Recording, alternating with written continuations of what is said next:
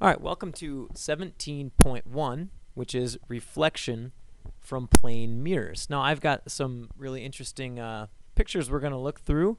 We're going to talk about reflection, what are called ambigrams, the law of reflection, specular versus diffuse reflection, and then I'm going to go through example problem 1 that is listed in your book. So here, take a look at this. Reflection, you get a lot of really cool reflection off of water. I've got this one I found. Here's another really interesting picture I found in my my travels across the web. And this is a fun one to think, how did they do this? If you were going to emulate this picture and then redo it, how would you make this picture? I've got a really cool YouTube video I want to show you too, talking about reflection. It might not show up the greatest on your at home.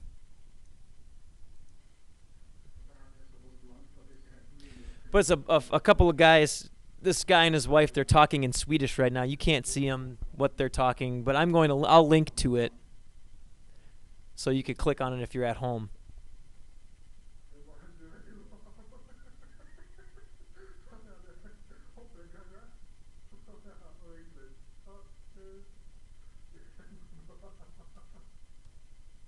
Interesting.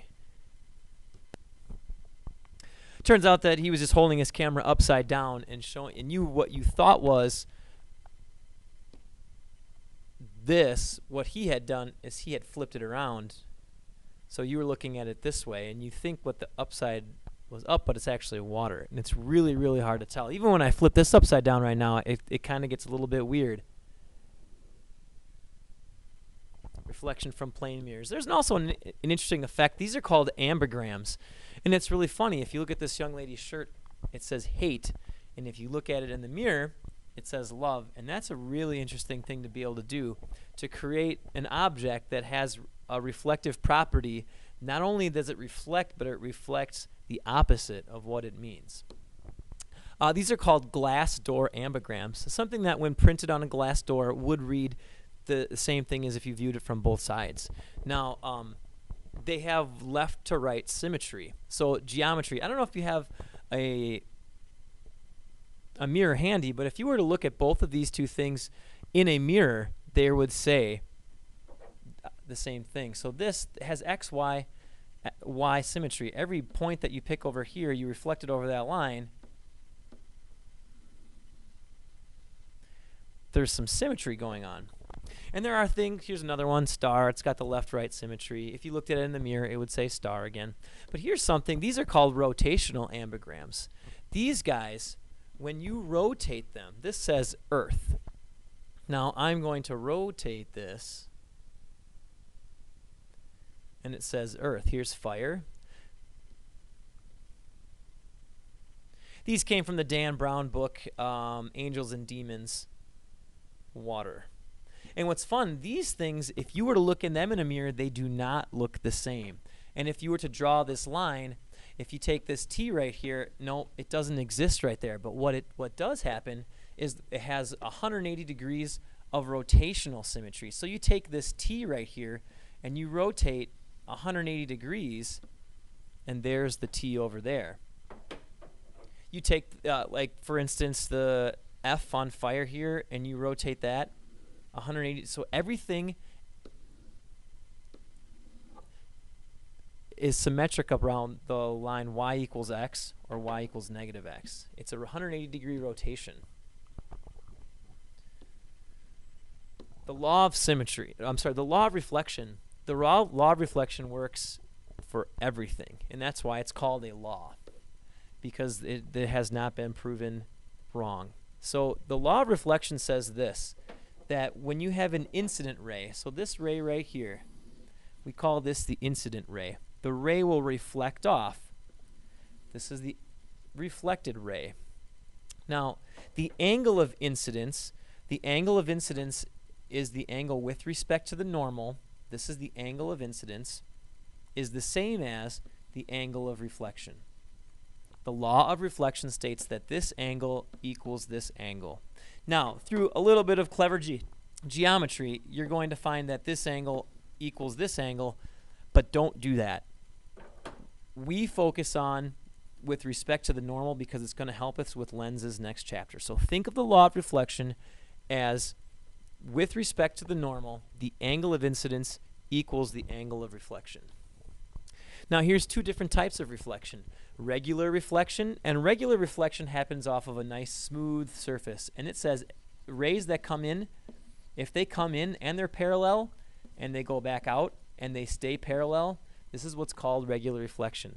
Water does this, glass does this, mirrors do this, any smooth flat surface does this. Now, there is what's called diffuse reflection, or sometimes called just diffuse reflection. So they come in parallel, but they don't go out parallel. But they all do obey the law of reflection. This angle equals this angle. This angle equals this angle. And this angle equals that angle. But they just go out not parallel. Everything that's not regular reflection is diffuse reflection. Like you and me, the ground, the wall, everything around you that you see isn't flat and shiny and gives you that really beautiful reflection. That is diffuse reflection. Now on to example problem number 1. We're almost through. It says a light ray strikes a plane mirror. So I'm going to make a light ray here, and I'll make it red. A light ray strikes a plane mirror at an angle of 52 degrees. So I'll go back and I'm going to make the normal.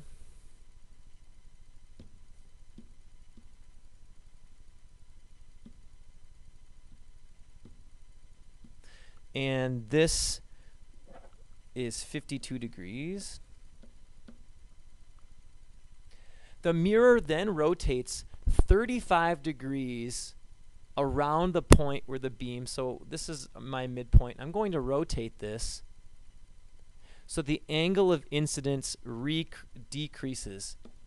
So here's my original normal. I'm going to put that in there. So now what I'm going to do is I'm going to rotate my mirror so that the new angle of incidence, it rotates 35 degrees. So it's going to rotate maybe just a little bit more. No, that's too far. Okay.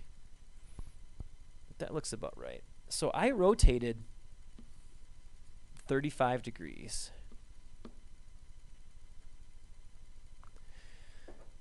Okay.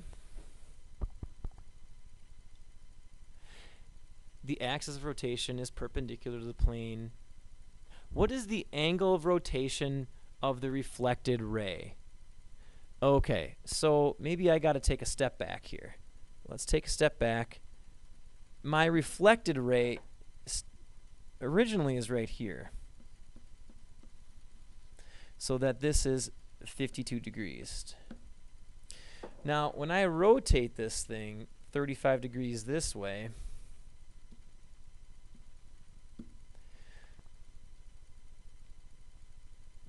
my incident angle now is this right here, my angle of incidence.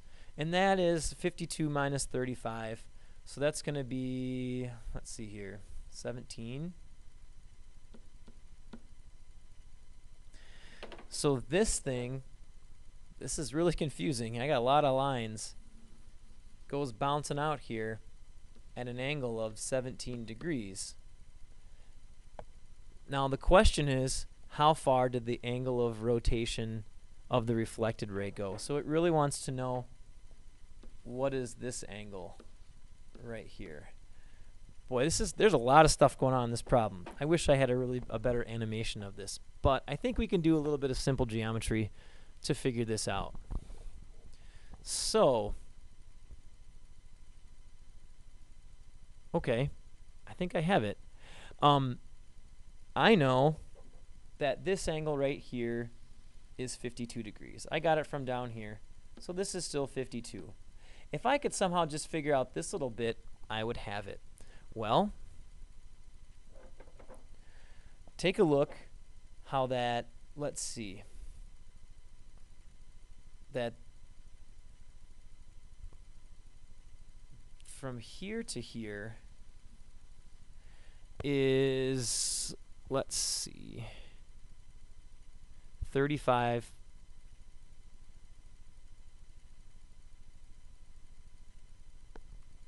Wait, no, 7. This is 17. Okay. Let's maybe take a step back. I know that this angle, right, I know this is 34. This is 34 degrees.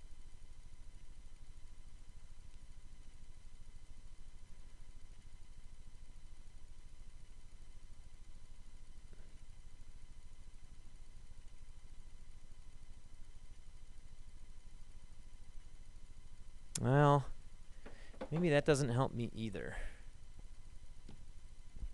Maybe the fact that this angle right here is 35 plus 17. So 42, 52 degrees. So this is 52. Yep, I've got that labeled there. So 52, that's 52.